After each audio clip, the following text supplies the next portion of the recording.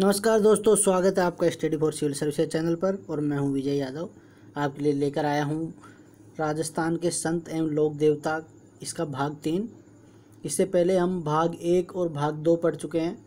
भाग 1 में हमने जितने संत संप्रदाय हैं राजस्थान के, उनके बारे में जाना था। और जो भी हमारे संत हुए हैं, जैसे कि जसनाथ जी, जाम्भो जी, संत रामचरण जी, चरणदास जी, इन सब के बारे में हमने पढ़ा था।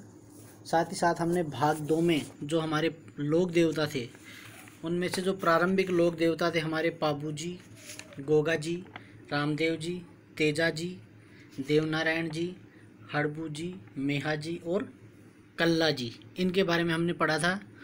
और आपको दोस्तों याद होगा तो मैंने आपको एक ट्रिक भी बताई थी। वो ट्रिक थी PGHRM, यानी कि post graduation in human resource management.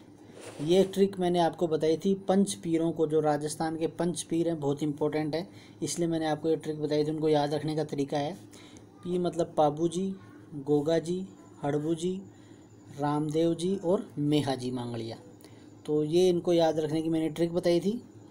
तो हमारे 8 लोक देवता हो चुके थे और बाकी के जो लोक देवता है उनको आज हम कवर करेंगे। और दोस्तों, हमने ये टॉपिक जो चूज किया था उसका रीज़न भी मैंने आपको बताया था कि ये प्री और मेंस दोनों के सिलेबस में है। तो मैंने आप पिछले वीडियो में भी आपको बताया था। देखिए, आप नीचे से 3rd पॉइंट देख सकते हैं सिलेबस का, प्री का, राजस्थान के धार्मिक आंदोलन, संत एवं लोक देवता। तो ये पूरा टॉपिक जो 3rd नीचे से जो तीसरा टॉपिक है, ये पूरा कवर हो जाएगा इन तीनों वीडियो में। और साथ ही साथ में मेंस में भी जो देखिए आप लास्ट पॉइंट देख सकते हैं, राजस्थान के संत, लोक देवता एवं महत्वपूर्ण विभूतियाँ। अच्छा, जो महत्वपूर्ण विभूतियाँ हैं, ये क्या है कि करंट के आधार पे वो पूछते हैं कि अभी करंट में क्या, मतलब कौन इम्पोर्टेंट लोग हैं जो राजस्थान से हैं। जैसे कि एग्जांपल बताता हूँ आपको। जैसे एक हमारे विनोद झांझड़िया हैं, जो हमारे देवेंद्र झांझड़िया हैं, जो कि पैरा ओलंपिक में 2 गोल्ड मेडल जो जीत चुके हैं। तो इस हिसाब से जो भी करंट से जो इम्पोर्टेंट इश्यू हैं, जैसे अभी वेंकैया नायडू जी हैं, वो हमारे महामहिम उपराष्ट्रपति बने हैं। तो वो कहाँ से राज्यसभा सदस्य हैं? वो राजस्थान से राज्यसभा सदस्य हैं। तो इस तरह के मतलब व्यक्ति जो किसी न किसी वजह से, करंट की वजह से राजस्थान से जुड़े हैं, ऐसे लोगों के बारे में यहाँ पे महत्वपूर्ण विभूतियों के बारे में पूछा जाता है। बाकी संत और लोक देवता हम इन तीनों वीडियो में पूरा का पूरा कवर कर लेंगे। तो चलिए आगे आज शुरुआत करते हैं। हमारे 90 जो लोक देवता हैं वो हैं मल्लीनाथ जी। मल्लीनाथ जी का जन्म सन 1358 में मारवाड़ के राव तीड़ा जी के यहाँ पर हुआ था। इनकी माता का नाम था जानी दे। और इनके बारे में महत्वपूर्ण बात ये है कि ये भविष्य दृष्टा थे, यानी कि ये भविष्यवाणी करते थे और एक चमत्कारी पुरुष भी माना जाता था इनको। और इनका क्या योगदान रहा? इन्होंने विदेशी आक्रांताओं से लोगों की रक्षा की और लोगों का मनोबल बढ़ाया। और ये भी निर्गुण निराकार भक्ति में विश्वास रखते थे। तिलवाड़ा बाड़मेर में इनका प्रसिद्ध मंदिर है, जहाँ पर हर वर्ष चैत्र माह की जो कृष्ण एकादशी आती है, उनको इनका मेला भरता है यहाँ पर। और ये पशु मेला भी होता है, जहाँ पर बड़ी मात्रा में पशुओं का क्रय विक्रय होता है। तो ये हो गए दोस्तों मल्लीनाथ जी। अगले जो हमारे लोक देवता हैं वो हैं देव बाबा। देव बाबा, इनको पशु चिकित्सा का अच्छा ज्ञान था और ये गुर्जर जाति और ग्वालों के पालनहार और कष्ट निवारक के रूप में पूजे जाते हैं। इनका मंदिर है वो है नगला जहाज गांव है भरतपुर में, वहाँ पर इनका मंदिर स्थित है।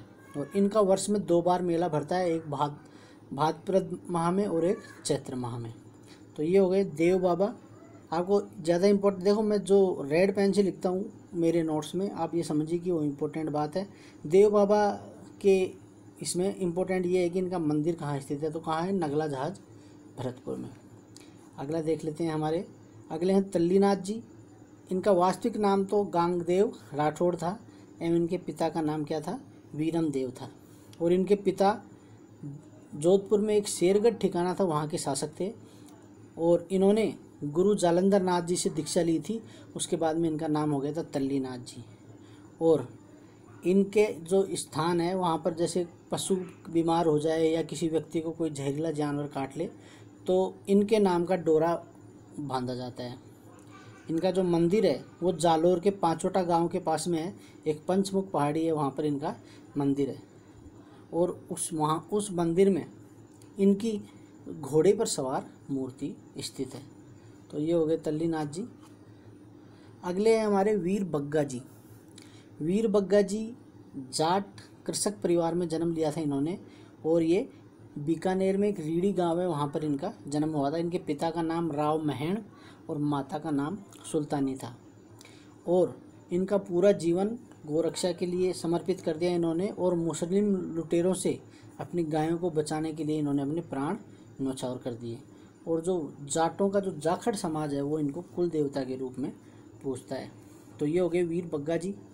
अगले हैं हमारे भूरिया बाबा, ये इम्पोर्टेंट है, और इनको गौतमेश्वर भी कहा जाता है। और गोडवाड़ क्षेत्र में जो मीणा जाति के लोग हैं वो इनको इष्ट देव मानते हैं अपना। और इनका मंदिर है वो अरनोद प्रतापगढ़ में इनका मंदिर स्थित है। अरनोद है प्रतापगढ़ ज़िले में, वहाँ पर इनका मंदिर स्थित है। ये हो गए भूरिया बाबा। अगले हैं वीर फत्ता जी। वीर फत्ता जी, इनका जन्म हुआ था साथू गांव में, जालोर में, और यहीं पर ही इनका विशाल मंदिर भी बना हुआ है। और इन्होंने भी विदेशी आक्रांताओं से अपने गांव की रक्षा करते हुए अपने प्राण न्यौछावर कर दिए थे। तो ये हो गए वीर फत्ता जी। उसके बाद में अगला हम देख लेते हैं। अगले हैं बाबा जुझार जी। बाबा जुझार जी का जन्म राजपूत परिवार में हुआ, और कहाँ हुआ? सीकर जिले के इमलोहा गांव में इनका जन्म हुआ था। और इन्होंने भी मुस्लिम आक्रांताओं से लड़ करके अपने प्राण न्यौछावर कर दिए थे।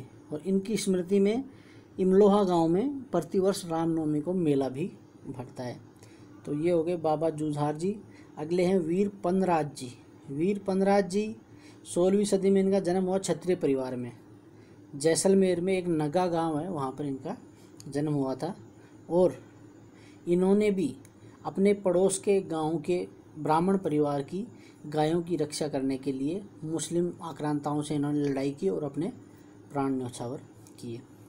तो इसलिए ये भी लोक देवता के रूप में पूजे जाते हैं। और इनका भी वर्ष में 2 बार पनराजसर गांव है जैसलमेर में, वहाँ पर इनका मेला भरता है। इसके बाद में हरिराम जी बाबा, इनका जो स्थान है वो सुजानगढ़ नागौर मार्ग पर एक गांव है, झोरडा गांव, वहाँ पर इनका मंदिर स्थित है। और सर्पदंश का इलाज ये करते हैं। और मंदिर में जो पूजा है वो मूर्ति की बजाय एक सांप की बाम्बी और बाबा के चरण कमल वहाँ पर प्रतीक के रूप में है, जिनकी पूजा की जाती है। तो ये हो गए हरिराम जी बाबा। उसके बाद में आगे देख लेते हैं दोस्तों कौन कौन से लोक देवता हैं हमारे। उसके बाद में है केसरिया कुंवर जी। केसरिया कुंवर जी कौन थे? ये गोगा जी के पुत्र थे। गोगा जी हमारे लोक देवता थे। आपको याद होगा तो पिछले वीडियो में हमने गोगा जी के बारे में अध्ययन किया था कि गोगा जी कौन थे। तो चलिए आपको एक बार गोगा जी के बारे में भी दोबारा से मैं रिवाइज करवा देता हूँ। इनको ये जाहर पीर के नाम से पूजे जाते हैं, और इनको सांपों का देवता भी कहा जाता था गोगा जी को। और ये पंच पीरों में शामिल है, ये तो आपको पता ही है। और गोगा जी की राखड़ी बांधते हैं किसान। अपने किसान खुद के हाथ में राखी बांधता है, और अपने हल को भी किसान राखी बांधते हैं। और गोगा जी का जो घोड़ा था वो था नीली घोड़ी थी, उनकी जो सवारी थी वो नीली घोड़ी थी। तो ये बात हो गई गोगा जी। और उनके पुत्र थे केसरिया कुंवर जी। तो इनको भी ये भी सर्पदंश के जो रोगी होते हैं उनका जहर जो है वो मुंह से खींच करके ये निकालते हैं। और इनके जो स्थान होता है वहाँ पर सफ़ेद ध्वजा मतलब लगाई जाती है। तो ये हो गए गोगा जी, केसरिया कुंवर जी। अगले हैं भोमिया जी। भोमिया जी को भूमि के रक्षक के रूप में भी पूजा जाता है। और ये एक्चुअली इनका कोई स्थान विशेष नहीं होता है, लेकिन ये हर गांव में भोमिया जी का मतलब पूजा होती है। ये हो गए भोमिया जी। आगे हैं हमारे रूपनाथ जी, इनको झरडा जी भी कहते हैं। ये पाबू जी के बड़े भाई के पुत्र थे। और जब पाबू जी जब शहीद हो गए थे तो इनके जो जिनको साथ लड़ाई करते हुए शहीद हुए थे जींदराव खींची जी, उनको मारकर उन्होंने अपने चाचा और अपने पिता की मृत्यु का बदला लिया था।